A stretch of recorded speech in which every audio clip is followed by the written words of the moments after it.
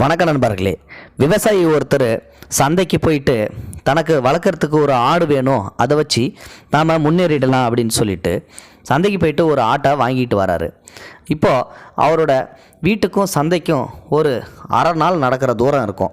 அப்படி இருக்கும்போது அந்த ஆட்டை இழுத்துக்கிட்டு அந்த விவசாயி நடக்க ஆரம்பிச்சிட்டே வந்துட்டுருக்காரு.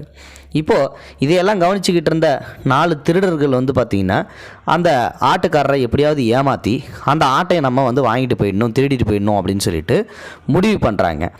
இப்போ சந்தையிலேருந்தே அவரை ஃபாலோ பண்ணி பின்னாடியே வந்துகிட்டு இருக்காங்க.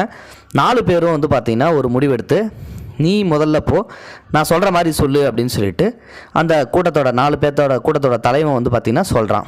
அப்போது கொஞ்சம் தூரம் பார்த்திங்கன்னா நடந்து போயிட்டே இருக்கும்போது முதல்ல ஒருத்தன் வரான். இந்த நாயை இங்கே ரொம்ப அழகாக இருக்கீங்களே அப்படின்னு சொல்லிட்டு சொல்கிறான். எங்கேருந்து வாங்கிட்டு வரீங்க, ரொம்ப இந்த நாய் நல்லாயிருக்கு அப்படின்றான். இப்போ அந்த ஆட்டோட சொந்தக்காரரான விவசாயிக்கு சிரிப்பு வந்துருச்சு.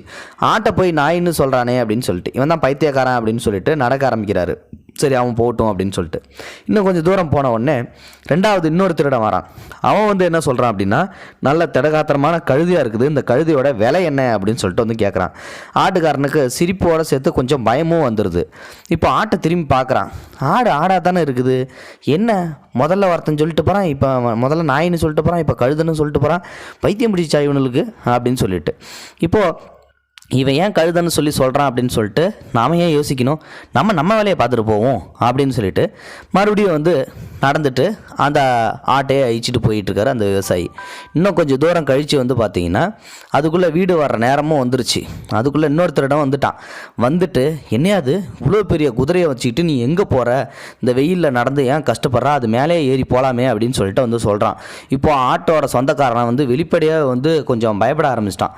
அது ஆளாளுக்கு ஒன்று சொல்லிட்டு போகிறாங்க, ஒன்றுமே புரியலையே, நம்ம கண்ணுக்கு தான் இது ஆடு மாதிரி தெரியுதா இல்லை வேறவங்க கண்ணுங்களுக்கு வித்தியாசமாக தெரியுதா, என்னவா இருக்கும் அப்படின்னு சொல்லிட்டு கொஞ்சம் பயப்பட ஆரம்பிச்சிட்டான்.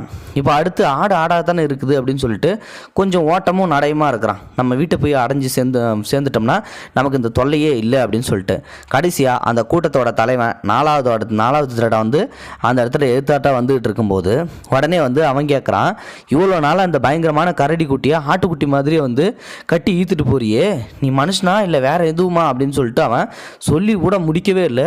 என்னடா அது இவன் கரடின்னு சொல்கிறானே அப்படின்னு சொல்லிட்டு, ஐயையோ இது ஆடே கிடையாது, நம்ம கண்ணுக்கு தான் ஆடு மாதிரி தெரியுதாட்டுக்கு, மற்றவங்க கண்ணுக்குலாம் வேறு மாதிரி தெரியுதுன்னா அப்போ இது ஆடே இல்லை, இது ஏதோ பிசாசோ இல்லை வேறு என்னமோ தெரியல அப்படின்னு சொல்லிட்டு அந்த ஆட்டை விட்டுட்டு அங்கேருந்து ஓடியே போயிடுறான். இப்போது அந்த 4 திருடனும் சேர்ந்து அந்த ஆட்டை நல்ல லாபகாரமாக பார்த்திங்கன்னா அவங்ககிட்ட இருந்து திருடிட்டு நேராக மறுபடியும் சந்தைக்கு போயிட்டு விற்று அவனுங்க அந்த காசுலேருந்து அவனுங்க நல்லா குடியும் கூத்துமா திங்கிறானுங்க. இப்போது ஏமாறுறவன் இருக்கிற வரைக்கும் ஏமாத்துறவன் என்றைக்குமே ஏமாற்றிக்கிட்டு தான் இருப்பான். மற்றவங்க பேச்சை கேட்டு அதன்படி நம்ம முடிவு எடுத்தோம் அப்படின்னா அது என்றைக்குமே நமக்கு முரண்பாடில் தான் போய் முடியும். அது ஒரு நல்ல தீர்வு தெரியாது. அதனால் மற்றவங்க பேச்சை என்றைக்குமே கேட்கக்கூடாது. தன்னுடைய சொந்த முடிவு எப்பயுமே இருக்கணும், எதுலேயுமே எந்த காரியத்துலையுமே. அப்போ தான் நமக்கு நல்லது நடக்கும் அப்படின்றது தான் இந்த கதையுடைய நீதி. இந்த வீடியோ பிடிச்சிருந்தால் லைக் பண்ணுங்கள், உங்கள் ஃப்ரெண்ட்ஸுங்களுக்கு ஷேர் பண்ணி விடுங்க. கூடவே நம்ம சேனலையும் சப்ஸ்கிரைப் பண்ணுங்கள். தேங்க்யூ ஃபார் வாட்சிங். இது போன்ற செய்திகளை உடனுக்குடன் நீங்கள் தெரிந்து கொள்ள மறக்காமல் எங்களுடைய சேனலை சப்ஸ்கிரைப் செய்யவும், கூடவே பக்கத்தில் வரும் பெல் ஐக்கானையும் கிளிக் செய்யவும்.